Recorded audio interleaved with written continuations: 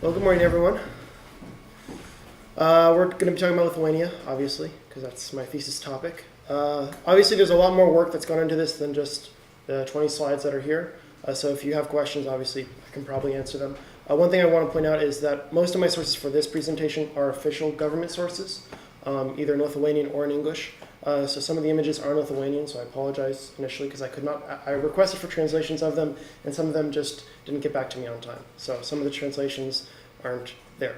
To start, the major concerns, Lithuania is built around specifically concerns in the last 20 years. The reason it's built around concerns is because it's such a small country. So when we talk about 9 BCM, Lithuania couldn't even possibly comprehend that number in any magnitude for energy consumption in the first place, ever its entire history. But Lithuania is built off a historical Soviet infrastructure. So a lot of the energy infrastructure in Lithuania is based in that period and has been developed during that period. So a lot of what they have now is piggybacked off of the Soviet era infrastructure, not their own creation in the last 20 years. That's very important to note. So energy security concerns. First one is the leverage over Kaliningrad. This is a relationship between Lithuania for getting nuclear materials historically, which translated to sending natural gas to Kaliningrad. But when the nuclear facilities were closed down, there was a problem, a dysfunction within the relationship of what they were going to get back from it. And this started to cause tensions. Full utilization of Klaipėda LNG. This is going to be very important in the future. Baltic integration with 2 points, natural gas pipeline to Poland, and then the electrical lines to Poland and Sweden. And then the multilateral approach in defense of legitimacy and energy strategy. It's a long way of saying that there's a lot of different aspects that Lithuania uses between the European Union and NATO and other commissions to use domestically to fight against the relationship between Russia. So they don't just go us versus Russia, they use the European Union versus Russia as well in their relationship. And then the last one, non-energy intensive GDP growth. This is really important for Lithuania. It allows them to expand their GDP base without having to rely more heavily upon Russia for their natural gas consumption, which is really important for them. So just to get an idea of what we're talking about in the region as a whole. You have Kaliningrad with the startup in 2018 expected still actually, as Callum had a news piece that he was going to discuss today actually. Kaliningrad is now going to construct an FSRU vessel for importation of natural gas independently, which will change the relationship between Lithuania and the Kaliningrad region in particular, changing leverage points. But it's very important to note that Lithuania has the only oil refinery in the Baltics, okay? The only one. And this is very significant because it shows that the relationship between Russia and Lithuania on oil is not politicized anymore. It's gone. And the reason it's gone is because there's a mutual codependent relationship of making money off the oil now. Russia sends the oil to Lithuania to refine it. It's refined then and then shipped out of Hutinj and Klaipėda port terminals and sent off, and both make money off the process, which is going to be important for the future when we talk about Klaipėda LNG becoming an export terminal and possibly redeveloping the energy security situation. But one thing I want to point out is that these are all my own numbers. This is all my own assessment. You have the Lithuanian price in 1,000 cubic meters per dollar, the MBTU price for oil, and so forth, NBP and all. And we'll look at this in a chart, a graph, and not like this, but I just want to show you that these are the numbers so we can come back to them later if you want to look at them. Okay. So the first one I want you to look at, it's hard to see with the lights. No. No? Okay, thank you. That's what I want to hear. So you've got this darker line here, which is GDP, according to the 1990 values. And then you have this lower one, which is energy intensity. Okay? So you can see that collapse of Soviet Union, the decrease in energy intensity and GDP growth, and the increasing growth back GDP with a decline in energy intensity, because this is really important. This shows that the software industries and chemical industries are staying away from a heavy energy intensity relationship and building computer centers, technology centers. IBM is there now. Lithuania is now ranked as one of the top 15 Better Business Bureau countries in the world now because of their transparency in business. So the country is becoming very important in the commercialized sectors. Okay. Secondly, natural gas prices. Obviously, this is important for Lithuania. This is the reason why Klaipėda LNG was built accordingly. So you have Lithuania in blue, West Europe in orange, and former Soviet Union in the gray. Okay, now West Europe and former Soviet Union, they come from Gazprom annual reports. and are consistently associated with the old European Union countries, okay, not the whole European Union as we know it now. So you've got the ones you can see Lithuania's price stays low here until 2005. 2004 is when the first bit of the Ignalina reactor was shut down, right?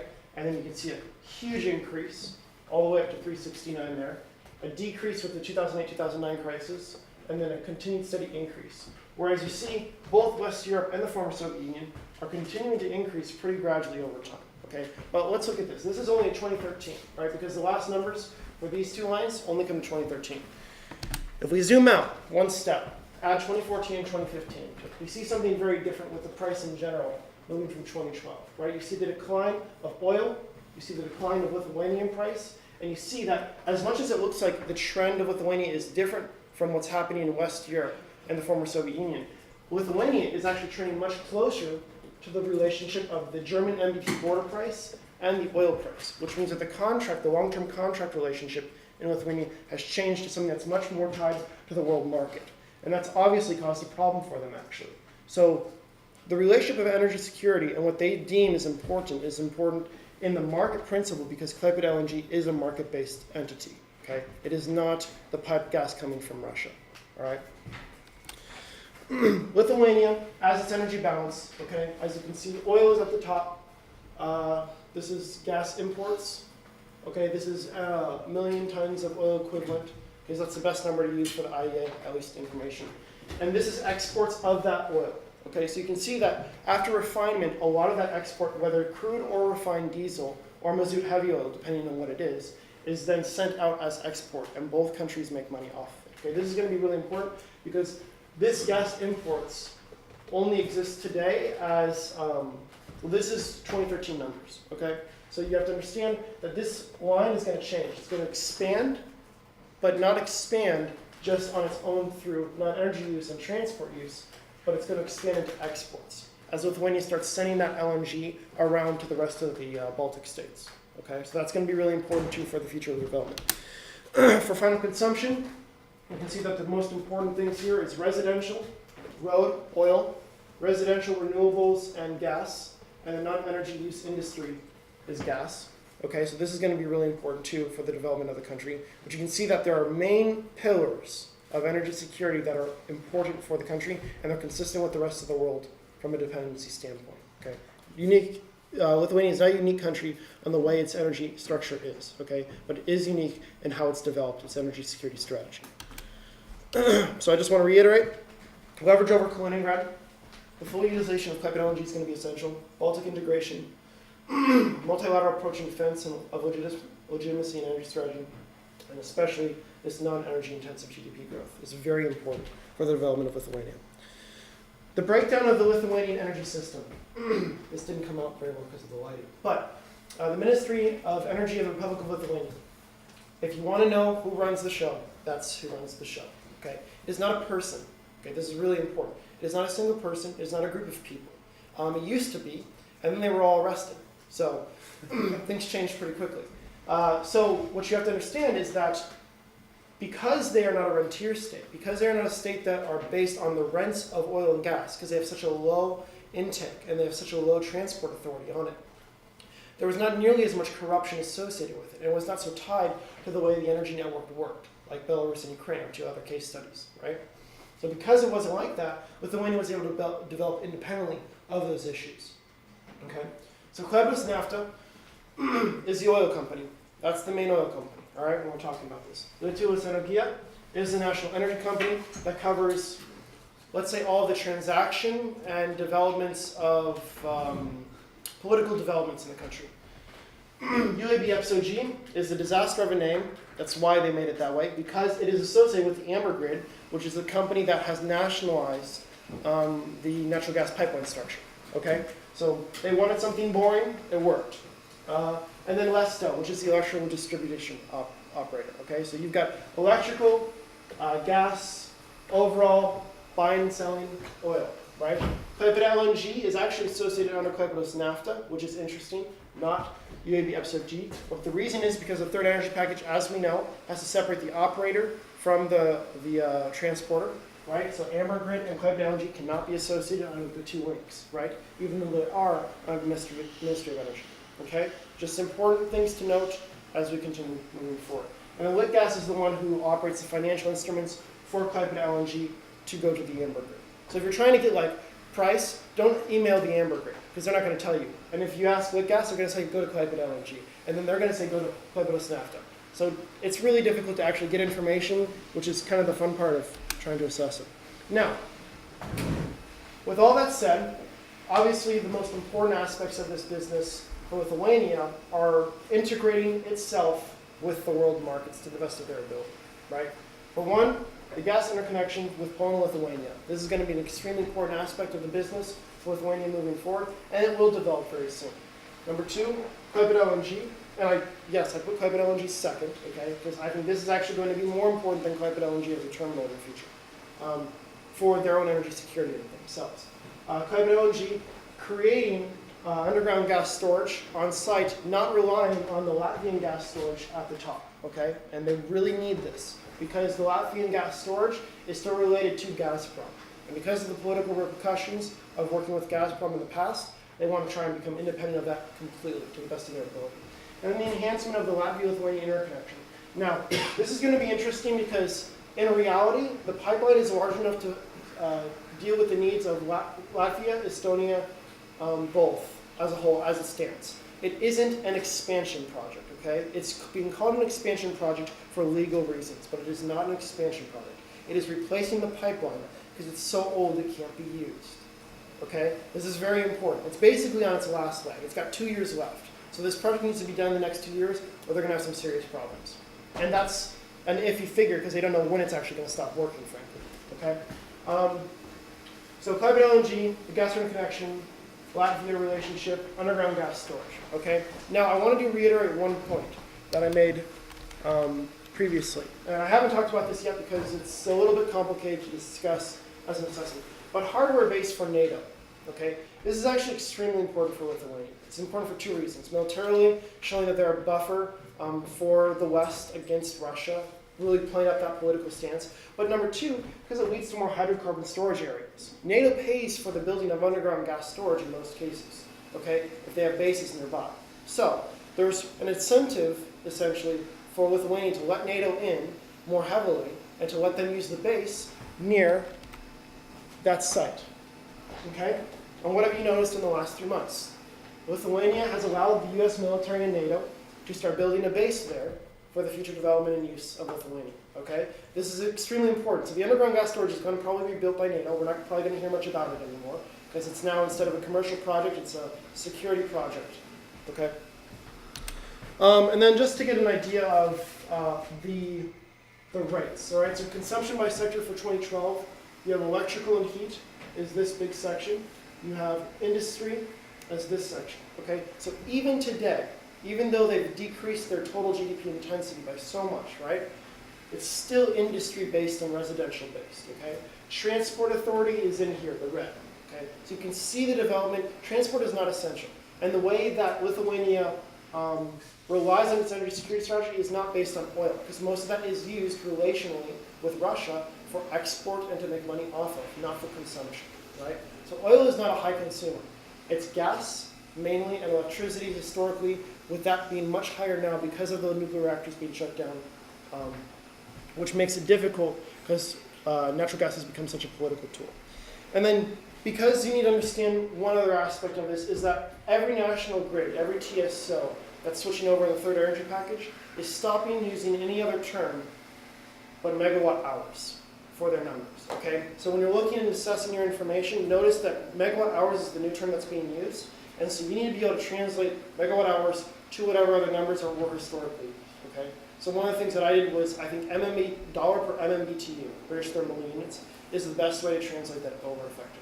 Because most of the financial instrument companies, they use MMBTU for oil and other stuff as well, okay? This is the Lithuanian one, so I just want to reiterate, this is the Amber Grid actual website. This is also the Amber Grid, this is the English side, but this is the Lithuanian side. Obviously a little bit more in depth, because that's the way it works. But this is the blue line. This is expected in 2 years. That blue line is increasing the capacity to get to the rest of the country because the capacity is smaller than Klaipėda LNG's import capacity, obviously. So they have to deal with that. And then building of gas storage actually on site location in Klaipėda, apart from the terminal. The reason for this is so that they do not have to use the terminal for storing when they are trying to regasify the send it out. Okay? It's a challenge, it's a dynamic challenge that they're going to have to deal with that most countries have never actually had to deal with before. Klaipėda LNG really is setting a precedent for how a very small country can dynamically reiterate its own defense strategy in energy security. And then, again to reiterate, Klaipėda LNG, yes, it is, I think, the most important project that's happening right now. It is not going to be the most important project in the future. This will be. Integrating Lithuania to the European energy market is essential, period, for them. The reason it's essential is because the more integrated they are, the more heavily or the less dependent they are on a bilateral relationship with Russia. And for them, the energy relationship is based on a multilateral approach between Lithuania, the European Commission, and the European Union with Russia. Okay, so they really need to take advantage of that, and they are taking advantage of that. So again, leverage over Kaliningrad is going to be important in the development of the future. How that relationship moves forward until the FSRU LNG import facility is built is going to be a question when that happens. If this happens more quickly, you could see a rebalancing to the approach of how Lithuania and Kaliningrad work. Right? Full utilization of the Klaipėda LNG terminal. This means that also not just importing, but resending out LNG to the rest of the region on small-scale LNG, SSLNG facilities and boats. This is going to be extremely important. It's also a higher WAB index value, which means it burns higher than Russian natural gas, which is extremely important because the quality is better. Okay, and that actually means that you don't need as much of it to do the same amount of work. Baltic integration, like I said, the natural gas pipeline in Poland is going to be extremely important for the development in the future. The electrical lines to Poland and Sweden, this Litpol grid is going to be extremely important. And then we'll get into that. Now, the electricity market. This is the electricity market. This dotted blue line is 2017, which is here and up there. But the most important is Nordbalt, which is to 2016. This is going to be done by 2016. It will be, actually. It's almost done, actually, right now. They just got to actually put it underground. So, and then also the Litpol link to Poland, okay? So like I said, Poland is going to be extremely important to the relationship, and it is historically. The Kingdom of Poland and Lithuania was a joint, really a joint project of empire, and it looks like Lithuania's fate is going to be tied to Poland once again, but in very different ways, in energy security ways. But this is the electricity network on the large-scale lines for the high kilowatt hours. So just to get an idea, it is covered, frankly. There is not much missing. There is no like isolated areas that are missing electricity. Okay, this all comes from the old Soviet system, though. Okay, so a lot of this is being revamped and redone now in the modern age. And these are the two projects. Cities are going to go from Elk, which is extremely important, and Nybro, okay, which is a very important Swedish city for electrical generation. Okay, it's where they have an import facility for LNG also. So they use LNG as an electrical regasification and storage unit in Sweden, and then they'll send that electricity over, depending on what happens. Renewable capacity is extremely important to Lithuania as well, actually. Because of the small amount of energy intensity and energy use in the country, renewables can have a huge impact on the development of the country in general. So you're looking at maximum wind plant capacity in particular. Wind is the best available resource, by the way. Not hydro. People talk a lot about hydro. Don't buy into it. The rivers are not enough. It's a joke, okay? Wind is the extra capacity. Because when I was in Lithuania, in Klaipėda itself, this 240, this is also Klaipėda, okay? You're trying to crawl your way to school because the wind's so bad, okay? So you've got huge areas, and this is population center, and a population center. So you're actually pretty close to the three major population centers. The only other center is Vilnius, and that connection is going to be extremely important with enough electrical generation. We'll see what happens with that to develop in the future. But the idea for Lithuania was to develop the renewable energy strategy in tandem with the nuclear strategy, which is to say that they want renewables to cover the nuclear difference that electrical generation was in the past. Okay, that's a huge portion. That's about a third of the total electrical generation. So that'll be important for the future too. And then to just diving more deeply, there's a lot of red lines here. These lines are the smaller 110 kilowatt volt systems, and Lithuania is completely gridded up. I mean, except for this major line here, nothing is missing basically to the grid. Okay, the only thing that's missing is the connections to Poland and Sweden to develop it as a European market piece. Okay, within the electrical market. I want to reiterate though that these prices are extremely important to how Lithuania has developed. Okay, the prices increasing for Lithuania were low with everybody else, stayed low when everyone else was moving up in the world markets, and then shot up. And this is when the complaints happened, right? Lithuania was not complaining here. Lithuania doesn't complain when they had the low natural gas prices. Okay? They started complaining when the nuclear facility was shut down, when they lost their relational leverage over Kaliningrad because they no longer needed it, and they probably started complaining on things behind the scenes that we could not see, okay? Which is really important. But it is important to note that because of the world price dropping and Lithuania not being a producer but an importer of natural gas, that the price decrease that we're seeing now that could possibly stay lower for the foreseeable future will have a huge impact on Lithuania's bottom line and could make them a lot of money in the process. They're expecting to pay back the project within a year, and they're actually on track to do that. So, which is really important for Klaipėda LNG. So, I just want to reiterate the security concerns, because these are extremely important. I keep bringing this up because this is extremely important to Lithuania's energy security. These different aspects, this is everything that is Lithuania right here. If you see an issue, if you just want to discuss an issue that is not on here, we can discuss it. But I think every issue that is actually strategically important to Lithuania is on this list. Okay? So that's it. Those are the references. Now, this is all the companies, but I've used every annual report since 1990, if it exists, in various forms. So that's it.